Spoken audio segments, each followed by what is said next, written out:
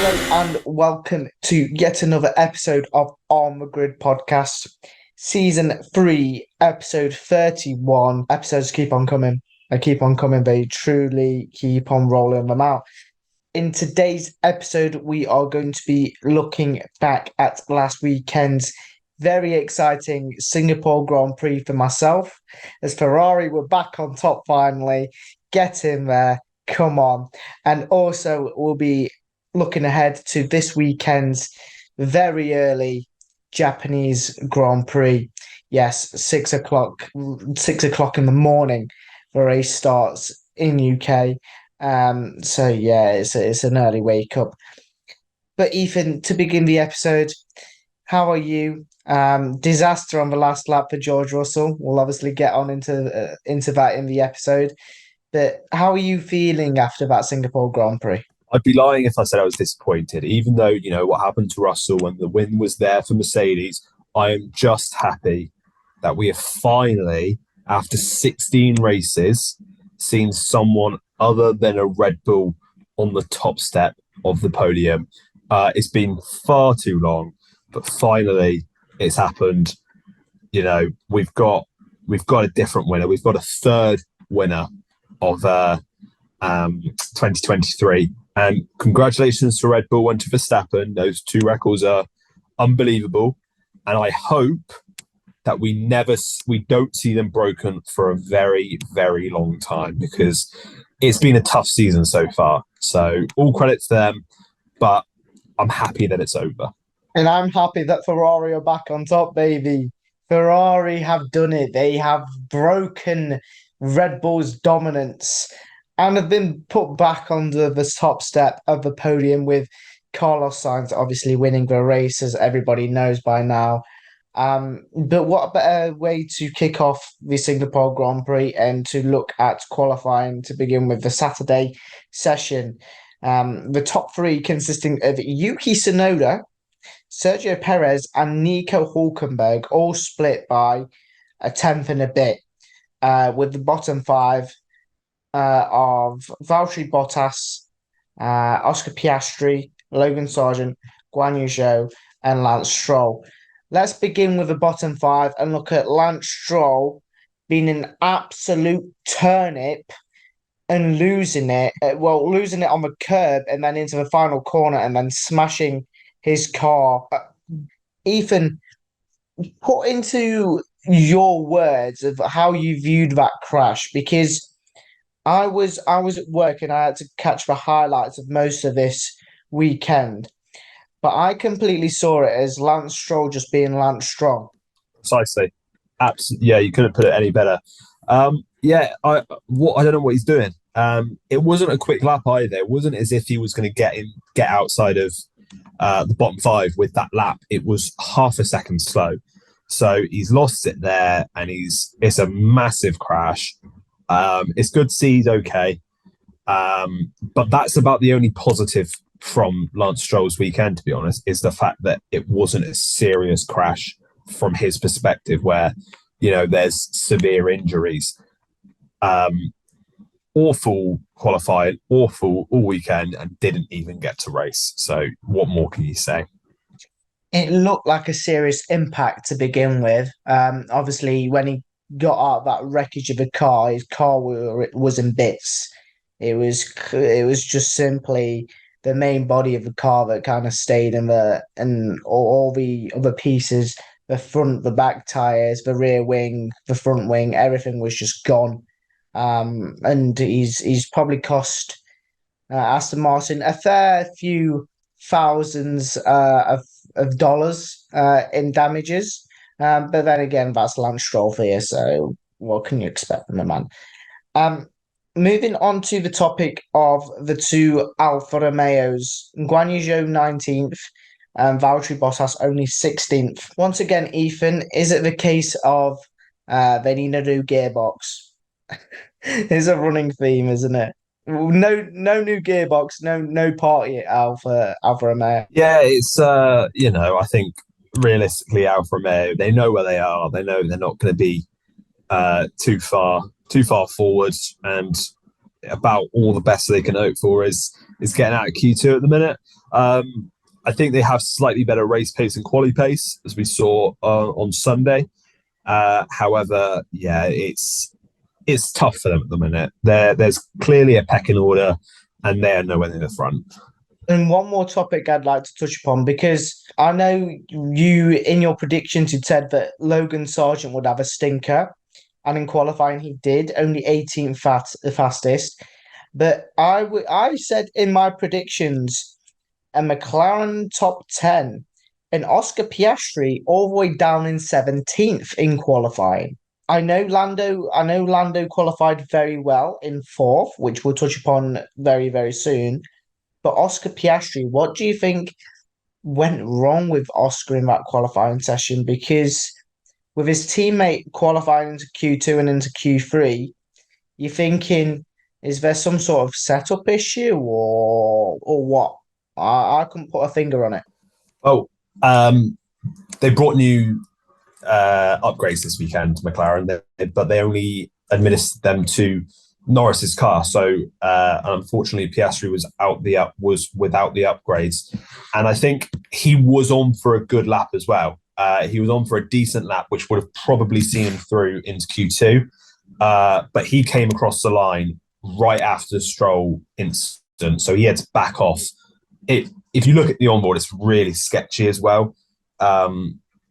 But yeah, I think it's a mixture of both. It's a mixture of not having the upgrades and also Lance Stroll crashing right in front of him, which ruined his lap. Let's talk about the top 3 in Q1. A very unfamiliar top 3 of Yuki Tsunoda, Sergio Perez, and Nico Hülkenberg. What did you make of Yuki's lap? A 1:31.991, a 10th ahead of Perez and a 10th ahead of Nico Hülkenberg. Impressive in Q1, but he didn't set a lap time in Q2. Do you think that was sort of his limit, the most he could give out in that session? Quite honestly, no. I think that he was very unlucky in Q2, to be honest. We saw he had the pace this weekend to get a high finish, particularly in qualifying. But his first lap in Q2, he was blocked by Verstappen, how he escaped penalty, I have no idea. And then his second lap, he made a mistake, I think, which was a bit of an uncharacteristic mistake for him to make. But he made a mistake, which meant that he didn't actually put a lap in Q2. And on to the Q2 session. Carlos Sainz topping that session with a 1:31.439. George Russell 0.3 back in P2, and Fernando Alonso about 0.4 back in P3, with the bottom 5 of Max Verstappen. Yep, you're hearing this right. Max Verstappen in P11, Pierre Gasly in P12, Sergio Perez in P13, and Alex Albon in P14, and Yuki Tsunoda in P15. We've touched upon Yuki Tsunoda. I don't think we need to touch upon Alex Albon and Pierre Gasly. The main topic here, the 2 Red Bulls gone, done and dusted. See you later, arrivederci.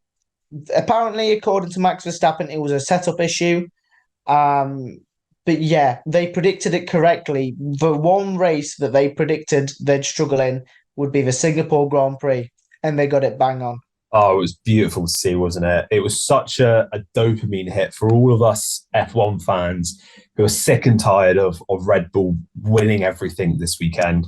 Liam Lawson knocking out Max Verstappen. Sergio Perez was nowhere in the session. It just felt like a big moment. Like, yes, we had then the race on Sunday where Carlos won, but I felt like the biggest moment was when they got knocked out in Q2, more than them not winning in the race. I thought it was a massive moment seeing them both knocked out, and I think it was on pure pace. I don't think the car worked around Singapore for whatever reason that is. We don't know, but maybe it's just a track layout. But yeah, I think it was just the fact that the car didn't suit that. So, Japan is a similar sort of track, but without the walls. So, maybe there's a little bit of optimism looking ahead to this weekend as well. So basically what you're saying is going to be a Ferrari 1-2. Thank you very much. You know what? I'll take it at this point. Great. Um, but yeah, that rounds out Q2. The main big topic was the two Red Bulls being knocked out. And on to Q3. Let's big him up. Liam Lawson, his third F1 race, and into Q2, out into Q2 and into Q3, of course, knocking out Max Verstappen in the process. He's on cloud nine. Thinking about it, if this guy does not get a F1 seat in the near future, next year or the year after, it'll be a wasted talent once again, wouldn't it? Oh, massively so. Yeah, I think he's done enough now where he's got to have a seat. Um, there was a little bit of caution looking at it beforehand. After a couple of solid performances in the last couple of races, but here he's really cemented himself as a good driver. Given what happened with De Vries and how he struggled when he actually got a full-time seat, there was, like, rightfully so, a bit of caution. But now, after this weekend, he's got to have a seat for next year. He's been unbelievable since he's come into Formula One, and I really hope that there is a seat for him next year because he deserves it. Unfortunately, the rumour mill has spoken. From what I've seen, in it will be Yuki Tsunoda and Daniel Ricciardo at AlphaTauri in 2024, which would be severely disappointing for Liam Lawson. But then again, he's still in the Red Bull program. He's still knocking about, so maybe AlphaTauri are giving Yuki one more year, or they're even banking on Daniel Ricciardo being at Red Bull in 2025. I don't know. The future doesn't even know. We'll have to wait and find out what happens there. Moving on to the topic of the two Haas cars in Q3 for the first time, and both of them in Q3 for the first time in what feels forever. And what also was interesting was Kevin Magnussen outqualified Nico Hulkenberg for the first time in forever. K-Mag just showed his one lap pace, came out of nowhere, stuck it into P6 onto the third row. The Dane was just laughing. Was just laughing at Nico Hulkenberg. He just kind of showed him who's boss finally for once. Because Nico Hulkenberg is the renowned driver for qualifying performances, and Kevin Magnussen this season just seems to be a filler, really. He just seems to be there for one reason or another. He's just not shone as brightly as that Sao Paulo P1 that he had last season, really, has he?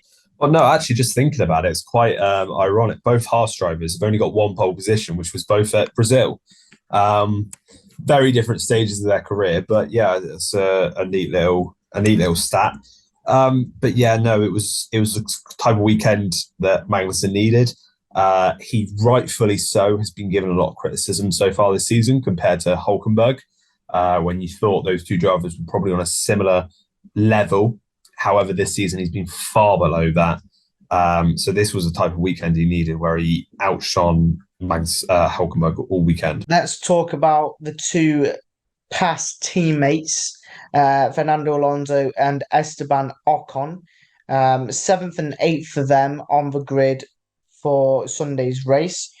Do you think that is the most that the two could have extracted? Do you think that it was a toss up between sixth, seventh, eighth, ninth, and 10th for them, really, wasn't it? Because I don't think they were catching the top five in qualifying. I think it was a bit too far fetched for the two of them. Yeah, you got to say so. There was clearly a top five going for pole and then the bottom five going for position, really. A bit surprising to see Alonso that far down. I'm not too sure where his pace was this weekend, but yeah, it's not much more to say. The bottom five, it was competitive, yes, but yeah, there was clearly a big difference between the top and bottom fives. And into the top five we go. We had two Brits, fifth and fourth, Lando Norris and Lewis Hamilton, fourth and fifth. With Charles Leclerc in third, George Russell in second, and Carlos Sainz in first place. I think I also correctly predicted that the top three would be split by less than a tenth. I obviously didn't put that in my star predictions, but I generally thought that they'd be split by less than a tenth, and it happened once again. Sainz over Russell and Leclerc. What did you make of Sainz's performance, especially? Just left it to the last moment. Obviously George could have challenged him because I think he set a purple sector one, but it wasn't to be for the Mercedes driver. Carlos has just been a tremendous qualifier this season overall, and another pole position for him, which is well deserved. Yeah, he went quite early on this run, I think. The Mercedes left it late, so he was on provisional pole, then put in a great lap, and then it was everybody else trying to catch him up. Norris couldn't do it, Leclerc couldn't do it. They both got close, and then Russell had a purple middle sector, but just missed out. Hamilton was quite far back, if I'm not mistaken. Was a little bit of surprise with that, but yeah, Sainz has been unbelievable since the summer break. I don't know what he done over the summer break, but it's obviously worked, and he needs a bit more of that, to be honest, because he's been unbelievable in these 3 races since summer break. In talking about George Russell and Charles Leclerc, just to end off our qualifying segment, obviously couldn't get to within Carlos Sainz's pole position time. They were, I believe, both of them were about 700ths behind the Spaniard. But do you think it shows that there's signs of progression in every single car at the back end of this season, especially because the qualifying sessions are seeming to get ever so closer? Yeah, to be honest, qualifying's not really been too much of the issue because we've had throughout the season, particularly over these last few races, yes, we've had different drivers getting pole position. So now that's 2 in a row for Sainz. Hamilton got one in Hungary. Leclerc's got a couple throughout the season. It's just been the race pace where Red Bull have been so far clear that really no matter where they've started, they've been able to pull it back in and get the win. And it hasn't helped that Verstappen's always started in the top 2, to be honest. But yeah, it's good to see that competition. It's great seeing a fight for P2 or P3. It's fun, it's interesting, but it doesn't compare with the fight for the win. As we saw on Sunday, it's by far the best race of the season, best race weekend of the season. Yeah, unbelievable stuff. Unbelievable. More of the same in the final 7 races. You know, Red Bull already wrapped up the titles. Let's have some fun in these last few races. Now let's move on to our driver ratings and our race review, beginning with P1 man. Vamos, smooth operator. Smooth operation. His first smooth operation in Ferrari. Yeah, I mean, what a win. Obviously, he had that Silverstone win as well, but I think this was his smoothest operation at Ferrari. P1 in qualifying, P1 in the race. Great defending and know-how just to place. Lando Norris was technically the placeholder between Mercedes and Ferrari, the battle for the win in the last couple of laps. But yeah, made it fantastic. Fantastic watch, fantastic entertainment. Obviously, he was just wonderful. It was just wonderful. I'm just getting too excited. I just need to calm down. But if I could give Carlos Sainz an 11 out of 10, I would, because that's the sort of weekend he had. But yeah, 10 out of 10 for me. Thank you very much. Thank you for coming. Yeah, completely agree. As you said, if there was 11 out of 10, then I think we would, because that is one of the best drives of recent memory. He was unbelievable every step of the way.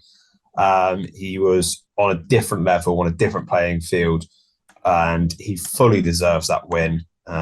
Defended so smartly all throughout the race. I know a lot of people are mentioning about the sort of the last 10 laps and how he kept Norris within his DRS, but that right distance. But even at the start of the race, just backing the field up, making sure there was no big gaps, that people could go for an aggressive 2-stopper.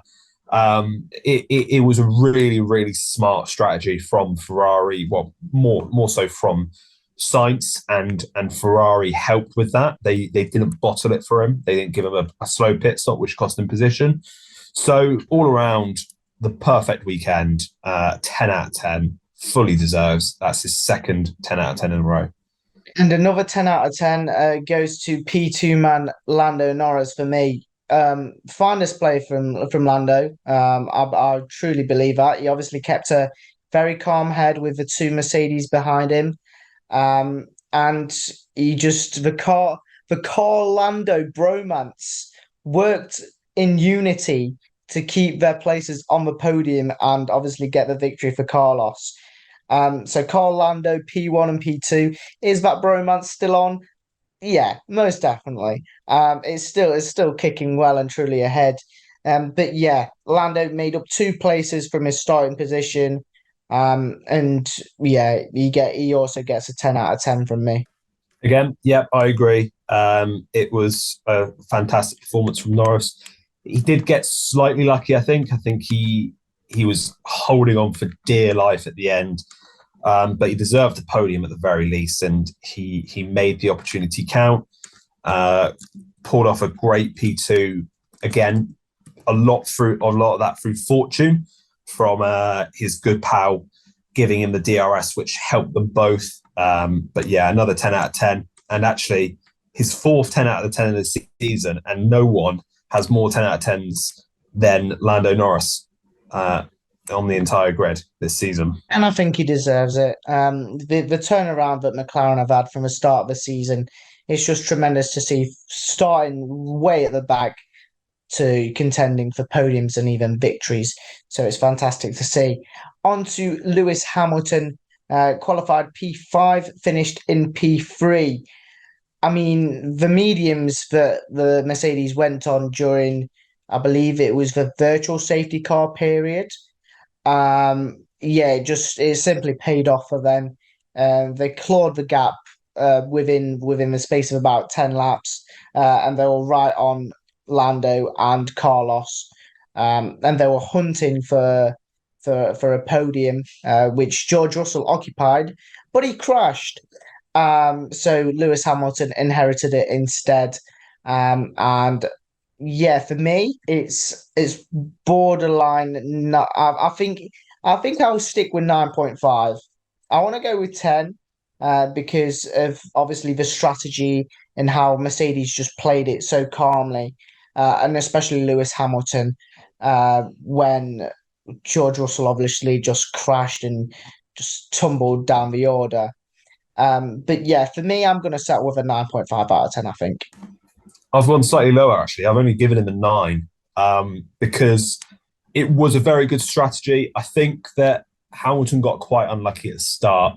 He did have to give that position back to Russell. There's no debating that.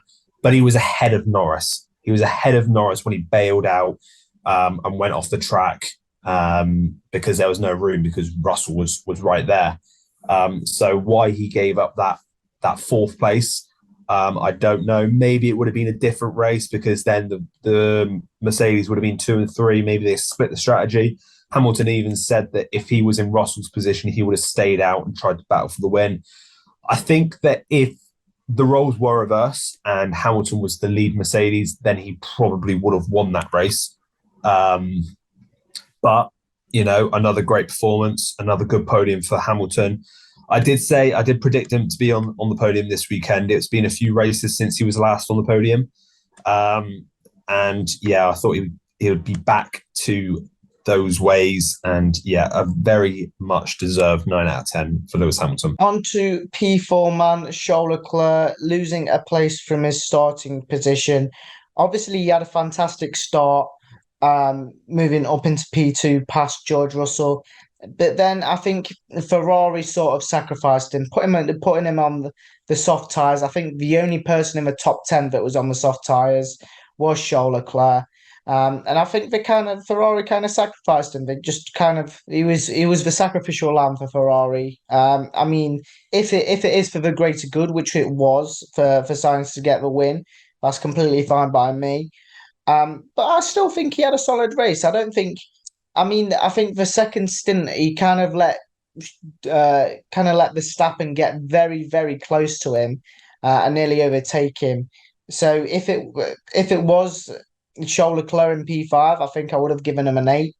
But I gave him a 9. I think he had a fantastic race, fantastic qualifying, and valuable points still. I mean, he capitalized on George Russell's crash, but I think still he had a very good qualifying session and a very, very good race in circumstances where I don't think he could have done much, especially with the stint that he was on the softs and then on the hard. So for me, a very happy performance for Charles Leclerc, and I've settled with a 9.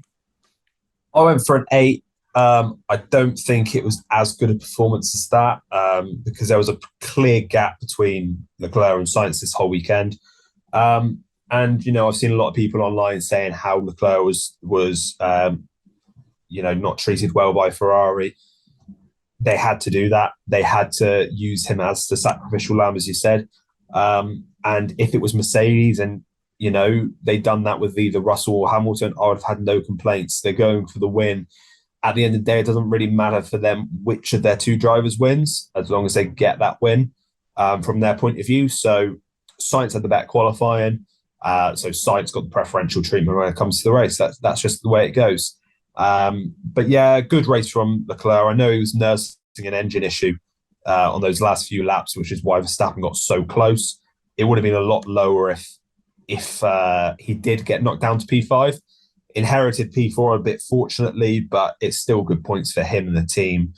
And it strengthens their fight for second in the constructors. Yeah, Ferrari are coming, my friend.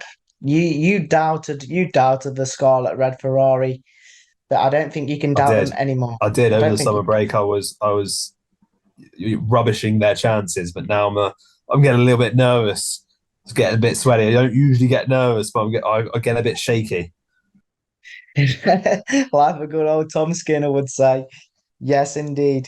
On to P5 man, Max Verstappen. Tough one for Red Bull and Verstappen personally. But silly made some very good overtakes.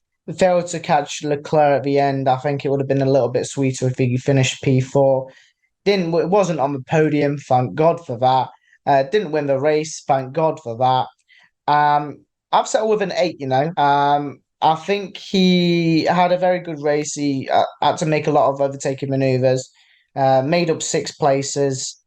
And I mean, it was the best of the bad bunch. I don't think he could have done much more. With the kind of car and the balance that the car had. So yeah, I've settled with an 8 out of 10 for Max Verstappen. Yeah, I went for a 7. I know that the car wasn't great this weekend, but I still think this is a guy that's won 13 races this season. He's just won the last 10 in a row. If we're not giving him a low grade here, when are we going to give him a low grade? I think that, yeah, so I've gone for a 7 out of 10. And it's not even a low grade. It's still a decent result. It's decent. It's nothing special, though. He did fly through the field at the end on those mediums. It's got a bit unfortunate with the timing of the safety car or the safety car.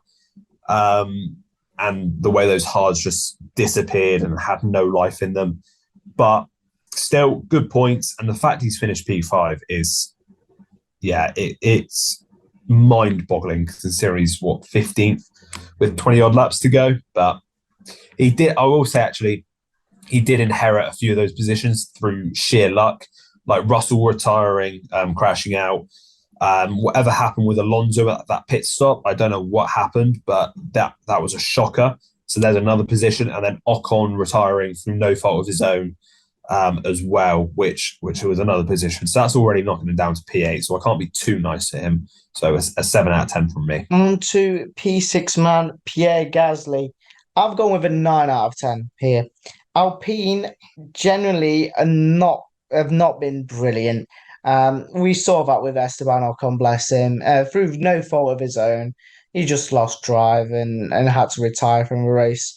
And Pierre Gasly was fortunate to be able to inherit a very good finishing position and some good points for Alpine, which they need So I've gone with a 9 out of 10. I think he was there in the right place at the right time, and he got points. He finished ahead of Piastri, who charged through the back of the field, ahead of Perez, ahead of Lawson as well, who started ahead of him, ahead of Magnussen, for example, as well. So he was in the right place at the right time, and he made a good account of himself in Singapore. So yes, a 9 out of 10 from me for Pierre Gasly. I haven't been quite so nice. I gave Pierre Gasly an 8 out of 10 because he was the slower of the two Alpines this weekend.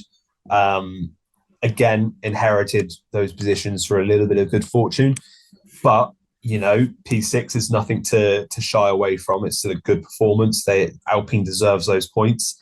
I would have said the other driver deserved them a little bit more. But, that's how racing works, unfortunately.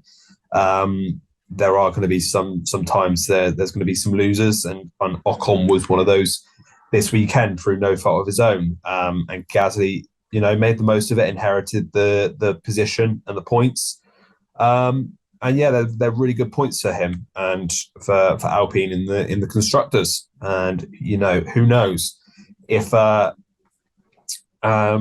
they could be looking ahead of them, but I think that's asking a little bit too much. But it's good for Alpine, solid result, and what they need to see them through. Person that made up the most places at Marina Bay, Oscar Piastri, is up next, P7 from P17. I'm sorry, but if this guy doesn't deserve a high grade, I don't know when he will.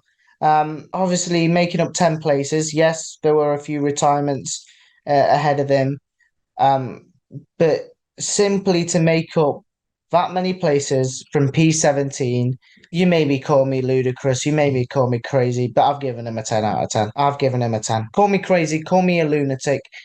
For all I care, you can call me all of this and all of that. I think to come from P17 and to finish P7, okay, it would have been P8 with George Russell's with George Russell not crashing. But still, to get into the points from starting that far back warrants a 10 out of 10 from me. I can see your point. I haven't been quite so nice. I only gave him an 8, which I'm quite happy that settles at a 9, because I was debating whether to up it to a 9.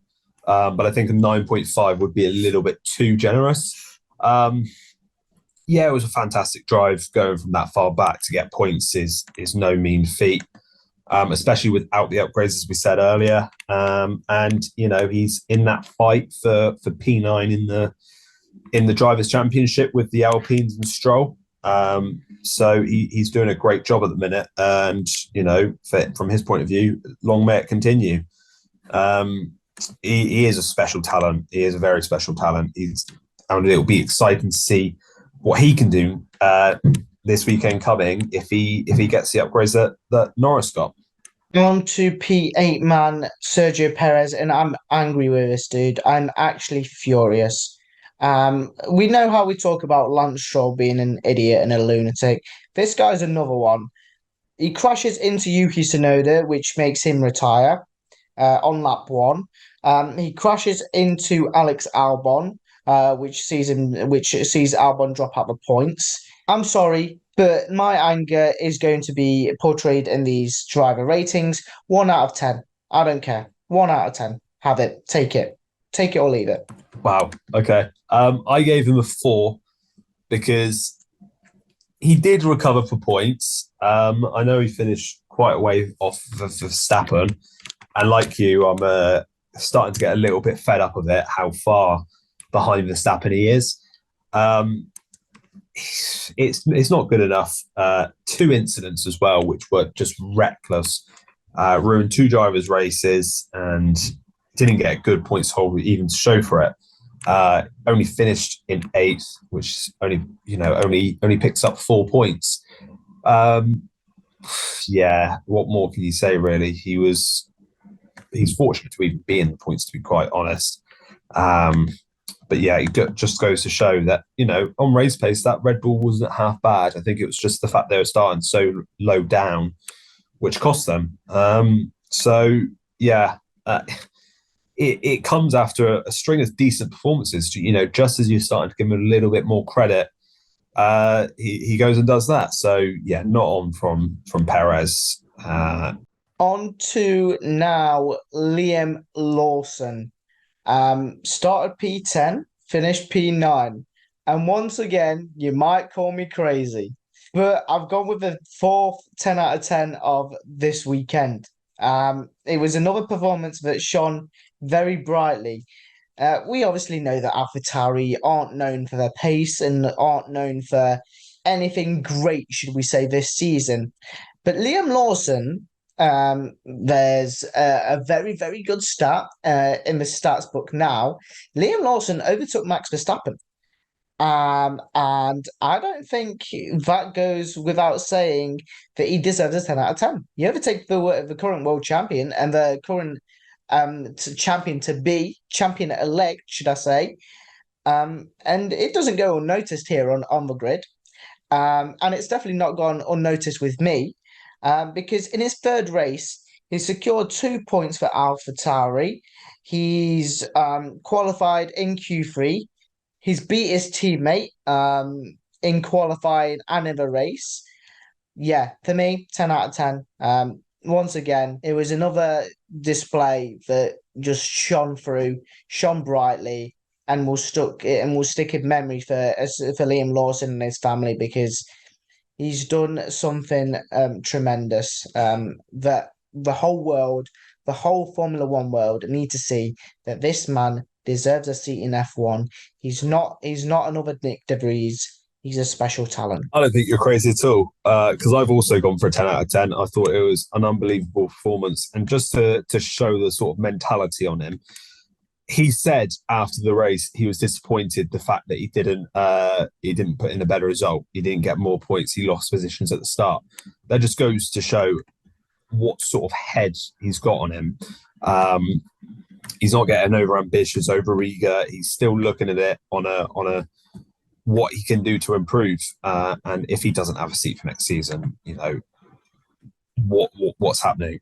Well, we've got drivers on the grid who are poor, who don't deserve their seats, who don't deserve to be sort of in the way that they are. How are they keeping their seats and Liam Lawson isn't getting a seat? So wait to see how that develops. But yeah, he's been phenomenal since he's come into the seat, and this was the best of the lot. 10 out of 10. Now on to P10 man, Kevin Magnussen, qualifying very high up in P6, finishing the race in P10, down 4 places from his start position. But I think still a very, very good race for Kevin Magnussen. Getting points with Hulkenberg not getting points, I think is probably the only positive he'll take from the weekend. But then again, Haas will take positives from getting on the points board once again and keeping that tally ticking. It was a decent performance. It wasn't anything extraordinary, but I've settled with a 7 out of 10. I think it was a good performance. To be in the points in a Haas, it goes a long way, I think. So yeah, 7 out of 10. It was a very good performance, I thought. I thought he he's got points. How many times have we said that Haas isn't good enough points, and he's gone and got some. He's gone and got one, finishing P10. Brilliant qualifying, quicker than his teammate all weekend. I gave him an 8 out of 10 for me because I thought, it was when he needed it as well. He's been under some criticism, and it was a very good performance from my point of view. On to Alex Albon, and it could have been a whole lot better if it wasn't for stupid Sergio. If it wasn't for that random ass Mexican crashing into the side of him and ruining his race. I've gone with a 7 as well. He was in the points, and he could have settled with a points finish if it wasn't for Sergio Perez being an absolute tool. But yeah, I think Albon is another one who had a good race. And yeah, starting from P14 to get into the points and to miss out by the barest margins because of some Mexican don wanting to get through. Yeah, a 7 out of 10. A good performance, but it could have been a lot better if it wasn't for a certain Red Bull driver.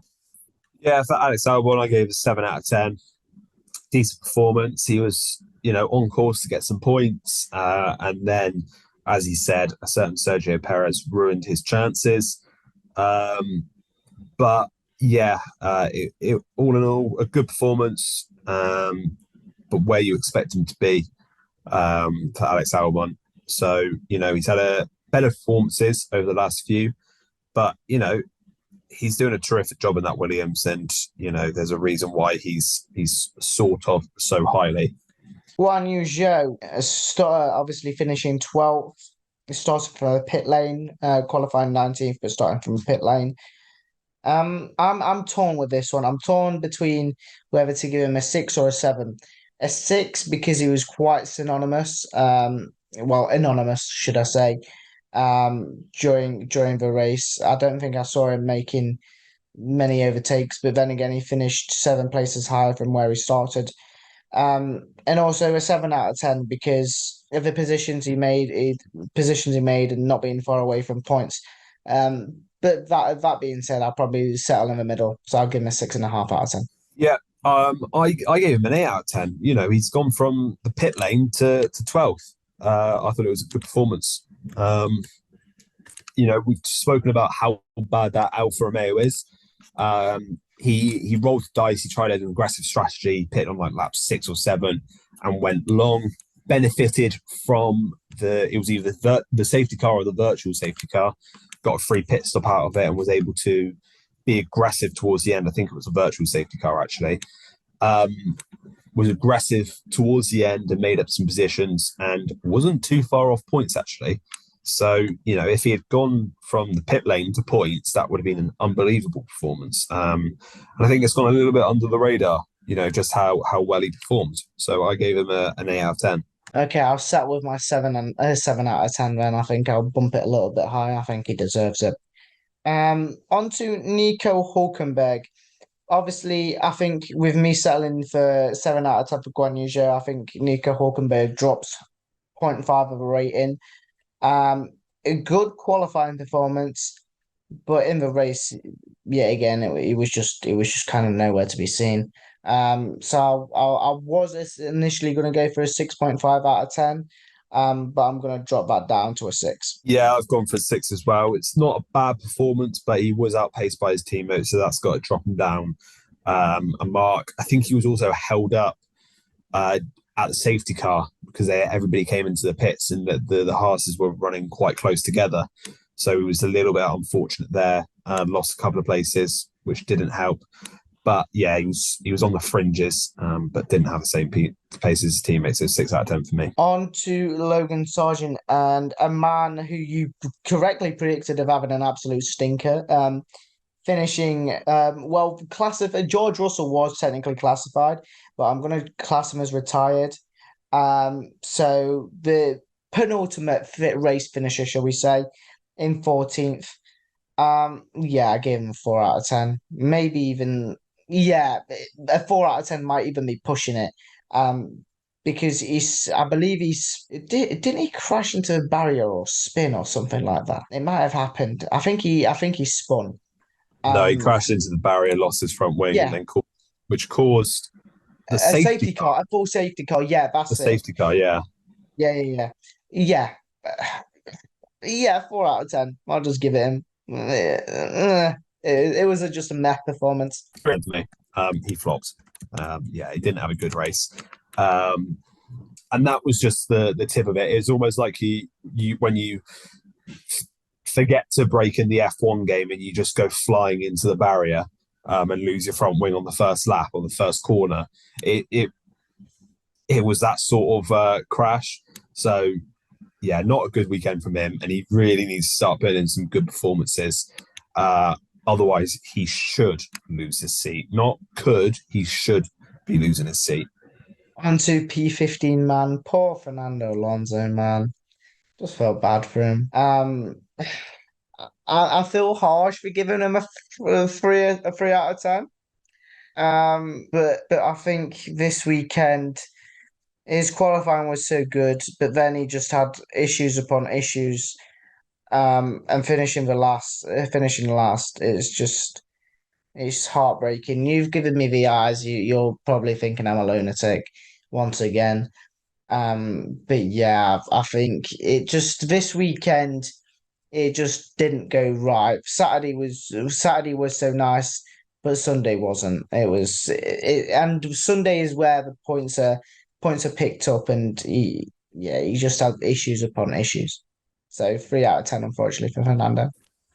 I gave him a 6 because if you actually break down the race, he's running up in sort of P7, P8 up until the VSC with like 20 laps to go. And also, if I think Martin Brundle pointed out at the time, when he's driving in a straight line, he's holding the steering wheel at an angle. There is something wrong with the suspension. He's managing a broken suspension or a damaged suspension at least. He pits the team mess up his pit stop. He's waiting there for about 30 seconds. Plus, he had that 5-second penalty to take for locking up his brakes for his first stop. He comes out plumb last on a set of softs, which weren't really working, and then had no chance. So he's finished last of the pack. But I thought he was so unlucky because he was on for a good points position. Up until that point, he was fighting with Ocon for 7th at the time. Probably would have gotten overtaken by the Red Bulls again, but he done a good job. I thought he was having a decent race, and he just got so unlucky with what happened around him. Now on to the retirees. George Russell to begin with. Oh, how good it is to be in this place of being the host of the podcast. Because I can now simply slate George Russell for being a tad bit greedy with him trying to get past Lando Norris. It wasn't going to happen into that corner. He clipped the barrier. So did Lando. Both of them. Lando was the lucky one out of the two because he clipped the barrier and continued. George Russell clipped it and he just went, nah, suspension gone. See you later, mate. And crashed into the barrier. Nevertheless, I've given George Russell a very high rating. I've given him an 8 out of 10 because I think he deserves it. He obviously qualified P2, but that for me that those 2 points come off because of that incident, because of that crash. If he was to finish P3, I would have given him a 10 out of 10 because he had a tremendous weekend. 10 out of 10 might even be pushing it, maybe like a 9.5, similar to Lewis Hamilton. But he had a fantastic weekend up until that point. So an 8 out of 10 from me. He had a good weekend, but that crash just ruined it for me. Maybe I was a little bit harsh. I gave him a 6 out of 10. However, what I will say is if he didn't have that last lap crash, he would have had a 9. And then if he had got past Norris when he had the chance, I think he would have won the race. And if he won the race, it would have been a 10 out of 10. Because it was a great performance, don't get me wrong. But, we can't... He can't be getting a 10 out of 10 for finishing third, really, when he started second, I don't think. So it would have been a 9 out of 10 for me had he not had that so unfortunate last lap incident. Just very unlucky. Got a bit too eager, a bit too aggressive, maybe a bit too frustrated, and lost it all in the worst circumstances on the last lap with like 4 corners to go. So unlucky. But yeah, 6 out of 10 from me. But he had a great performance up until that point, is what I will say. He's knocked off 3 points just from that crash. Well. I thought I'd leave your Mercedes man alone for one time, and you just put him on the chopping block. That's fine by me. On to Valtteri Bottas, anonymous race ending, to be fair. I don't know where that guy disappeared.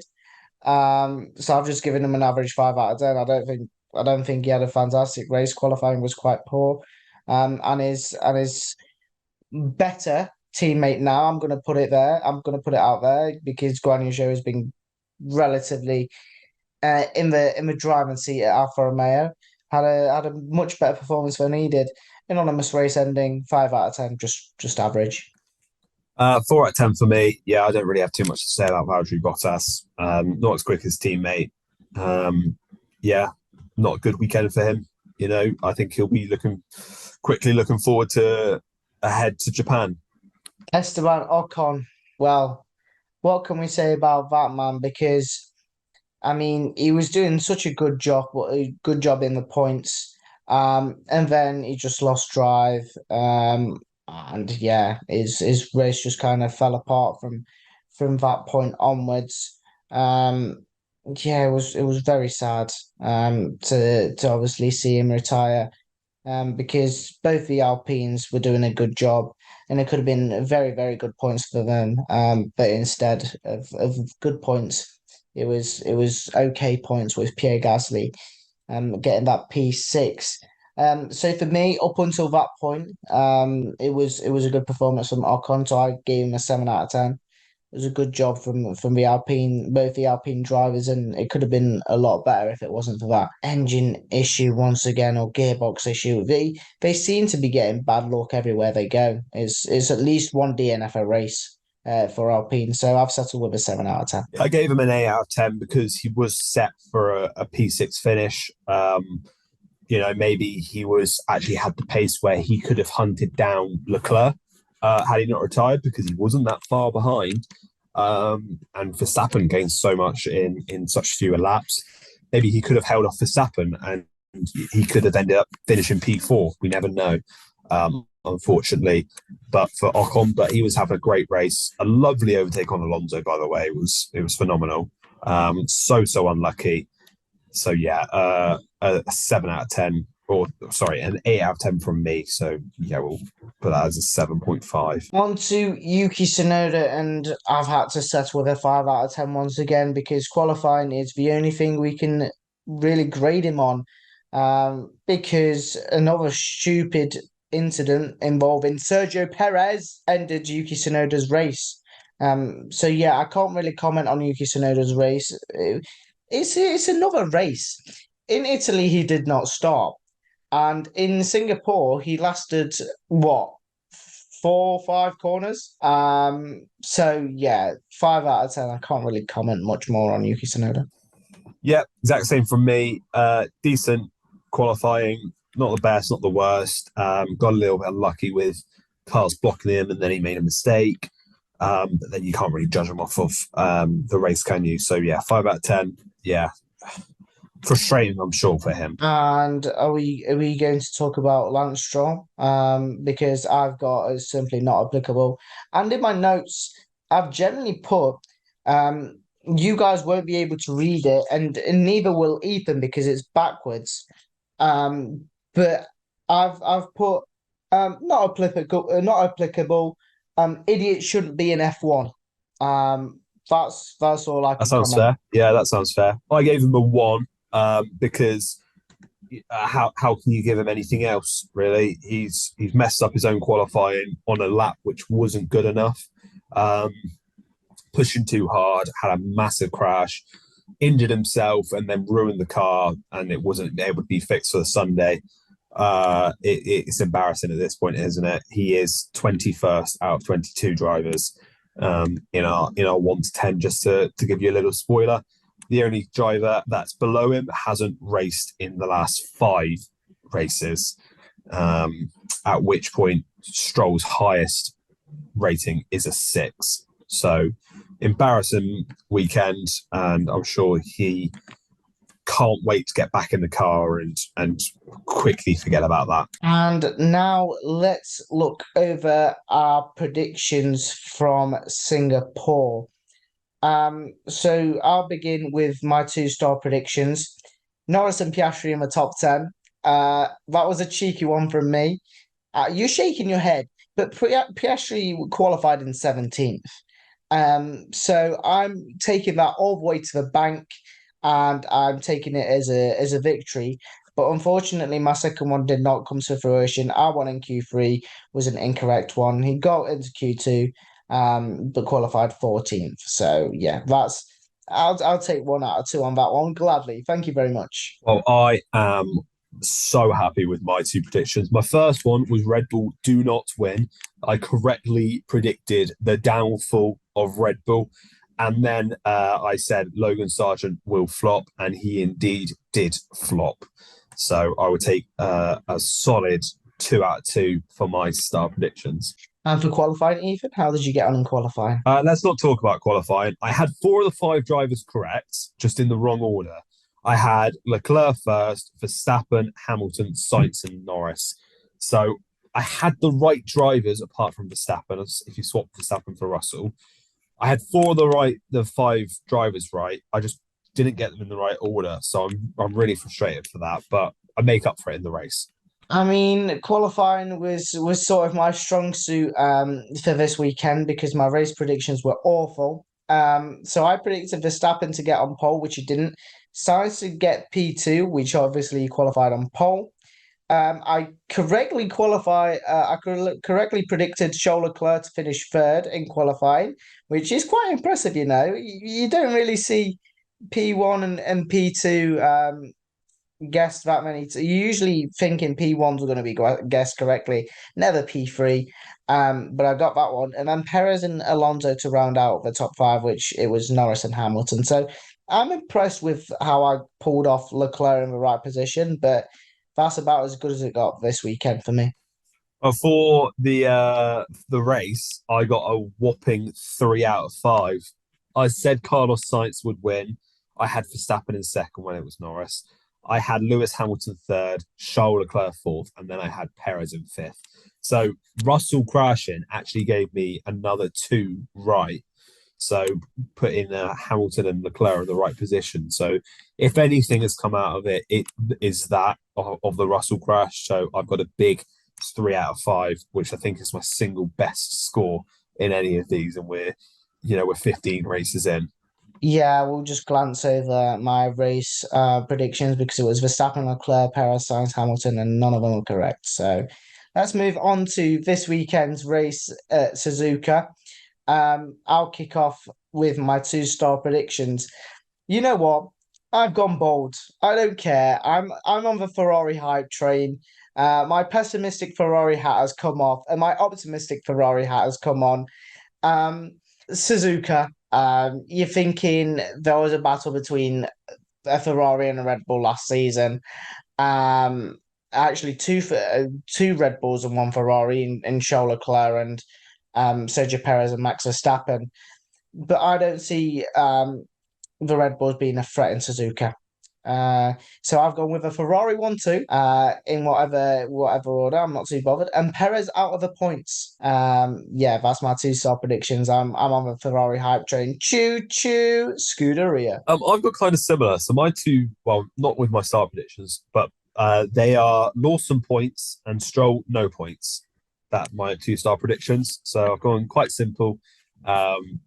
Yeah, easy as you like. That's like me saying both McLarens will be in the top 10. What, Liam Lawson, who's got 3 races under his belt, has only scored points once. Lance Stroll out of the points. Sometimes you just have to rake in the points. Actually, Stroll has got 8 points finishes this season, so it's about a 50-50 split. So I'm not as boring as you going the two McLarens to finish in the points when they finished in the points like the last 6 races before that, including Oscar Piastri podiums. Oscar Piastri qualified 17th. So you were looking on the Saturday, you were looking, all right, okay, he's gone 2 McLarens in the top 10. This might not happen, and I'll get to laugh at him. Well, I had my two ambitious ones last week, and I've gone a bit safer this week. Okay. I respect that. Qualifying, Ethan, what have you gone with? So I've gone for Verstappen to get pole. I've gone for Sainz second, Hamilton third, Russell fourth, and Charles Leclerc fifth. Well, call me a lunatic, but I've gone fully Ferrari mode. I've got my Ferrari hat on. Sainz to get another pole position with Charles Leclerc in second, Max Verstappen in third, Lando Norris in fourth, and Lewis Hamilton in fifth. And for the race, I've gone with a bit of a roles reversal. I've gone with Charles Leclerc to win the race ahead of Carlos Sainz, Lando Norris to finish on the podium in P3, Lewis Hamilton in fourth, and Max Verstappen fall into fifth. I think there might be some sort of issue with his car. They're likely to mess up with his setup once again, and the downfall of Red Bull is likely to take a turn for the worse once again. I've gone quite similar. I've gone for Lewis Hamilton to win. I've gone for Sainz second, Russell third to get that podium, Norris fourth, and Leclerc fifth. So I think there'll be some sort of issue for Verstappen as well. I've just gone slightly different to you. And that rounds episode 31 of On the Grid podcast. Thank you, Ethan, for joining me once again. We'll be back next week reviewing the Japanese Grand Prix, which will be a very early one. Ethan, are you a stay-upper or a go-to-bed and wake-upper? Well, I would have been a get-upper, but now I'm working a full-time job. I think I'll just catch the replay at sort of like 9 o'clock. Do with the lion, to be honest. Boring. Stay-upper for the Senor Keita, I think. But yeah, thank you for listening. Like I said, we'll be back next week reviewing the Japanese Grand Prix at Suzuka. Thank you for listening and goodbye.